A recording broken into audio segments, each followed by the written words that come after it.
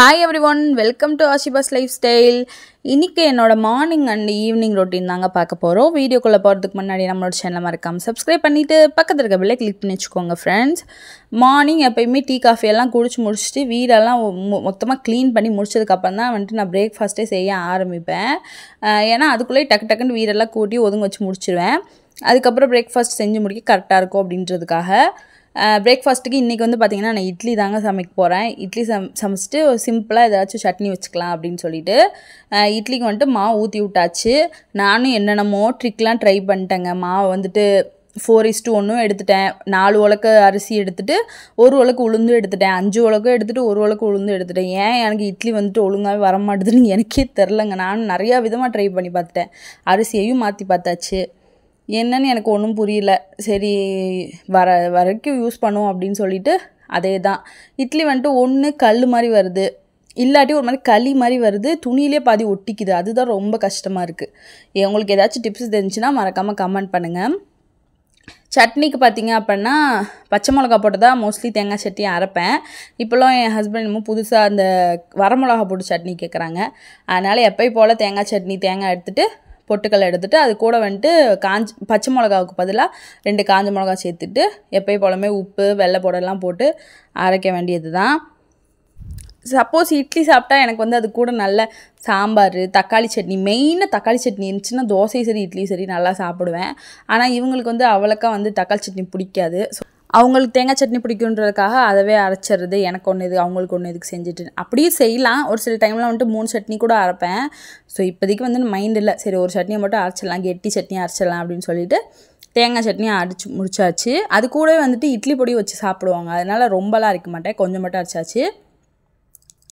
ஏன்னா தேங்காய் சட்னி அதிகமாக பண்ணுறப்ப கொஞ்சம் தேங்காய் சட்னி எப்படி கீழே தான் ஊற்றுற மாதிரி ஆகி போகும். ஃப்ரிட்ஜில் எடுத்து வச்சாலும் அடுத்து சாப்பிட்றதுக்கு அவ்வளோக்கா பிடிக்க மாட்டுது. அதனால் வந்துட்டு மோஸ்ட்லி வந்துட்டு கம்மியாக தான் அரைக்கிறது. எப்போ இட்லி சுட்டாலும் இட்லி பொடி கொஞ்சம் வச்சு சாப்பிட்ருவாங்க.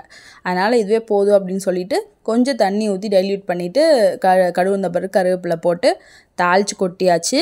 இந்த பக்கம் பார்த்திங்கன்னா இட்லி வெந்துருச்சு ஓரளவுக்குள்ள நல்லாவே வெந்துடுச்சு. இட்லி எடுக்க வேண்டியதாக. பார்த்தீங்களா, கொஞ்சம் கூட புஷ்ஷுனே வரல, ரொம்ப குட்டியாக தான் வந்திருக்கு. பாதி மாவு வந்துட்டு துணியிலே ஒட்டிக்குதுங்க. நானும் எவ்வளவோ ட்ரை பண்ணி பார்த்துட்டேன், வரவே மாட்டுது. அதனால இட்லிலாம் எப்பப்பெல்லாம் அவங்க கேட்டாங்கன்னா மட்டும்தான் இட்லி சுடுறது. மற்றபடி எனக்கா இட்லி சுடுறதுக்கு மைண்டே வர மாட்டேது. ஏன்னா ஒழுங்காகவே வரமாட்டுது. அந்த காரணத்துக்காகவே தோசை தான் மோஸ்ட்லி ஊற்றிக்கிது. தோசை பணியாரம் அந்த மாதிரி ஐட்டம்ஸ் தான். அப்புறம் இட்லி சுட்டுட்டு ஒரு வழியாக சாப்பிட்றதுக்கு உட்காந்தாச்சு. மார்னிங் பிரேக்ஃபாஸ்ட் பார்த்திங்கன்னா இட்லி தோசை, சம்டைம்ஸ் வந்து நைட்டு பூரி சுட்டிருப்பேன். அந்த மாவு அந்த மசாலா எக்ஸ்ட்ரா இருக்கும், அதுவே வந்துட்டு மார்னிங் கண்டினியூ ஆகும். இல்லாட்டி சேமியா வந்துட்டு கொஞ்சம் மசாலா சேமியா மாதிரி செய்வேன், பிரியாணி சேமியா மாதிரி. இப்படி தான் பிரேக்ஃபாஸ்ட் இருக்கும். பொங்கல் செய்வேன் சம்டைம்ஸ். எல்லா விதமான ரெசிபிஸுமே ட்ரை பண்ணுவேங்க. ஸோ இது அந்த அன்னைக்கு வந்துட்டு லஞ்ச் முடிஞ்சிருச்சு. லஞ்ச் வந்து நான் என்னால் வீடியோ எடுக்க முடியல. ஸோ இது வந்து பார்த்திங்கன்னா ஈவினிங் டைம் வந்துட்டு ஏதாச்சும் சாப்பிடணும் போலே இருந்துச்சு அப்படின்றதுக்காக என் ஹஸ்பண்ட் வந்து கல்ல போய் இது வாங்கிட்டு வந்தான். அந்த டைமில் மழையும் பெஞ்சிட்டு இருந்துச்சு, கொஞ்சம் கோல்டாகவும் இருக்க மாதிரி இருந்துச்சு. அதனால் வந்துட்டு நண்டு சூப்பு வாங்கிட்டு வந்திருந்தாங்க கடையில் இருந்துட்டு.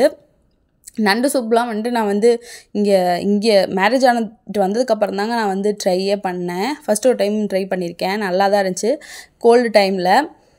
இப்போயும் வந்துட்டு வாங்கிட்டு வந்திருந்தாங்க. ஸோ நண்டு சூப்பு நல்லா இருந்துச்சு. அது கூட வந்துட்டு ஒரே ஒரு நண்டு காலாக கையானே தெரிலங்க, அது ஒரு பீஸ் போட்டு கொடுத்துருந்தாங்க.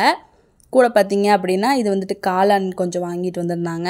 அது கூட பார்த்திங்கன்னா எக் ரோல். இந்த எக் ரோல் சூப்பராக இருக்குங்க. இந்த எக் ரோல் நான் வந்து இங்கே கல்யாணம் ஆனதுக்கப்புறம் திருப்பூர் வந்து தான் இது வந்து நான் சாப்பிட்ருக்கேன். சூப்பராக இருக்கும். ஏன்னா வீட்டில் எல்லா ஸ்நாக்ஸுமே தீர்ந்து போச்சு. அதனால் வந்துட்டு அப்போதைக்கு போய் வாங்கிட்டு வந்திருந்தாங்க. அது கூடவே ஜெம்ஸும் வாங்கிட்டு வந்தாங்க. டியூஷன் குழந்தைங்களாம் வந்திருப்பாங்க, அவங்களுக்கு கொடுத்துடலாம் அப்படின்றதுக்காக. இப்படி தாங்க போச்சு என்னோடய மார்னிங் அண்ட் ஈவினிங். பிடிச்சிருந்தால் லைக் பண்ணிட்டு சப்ஸ்கிரைப் பண்ணிக்கோங்க.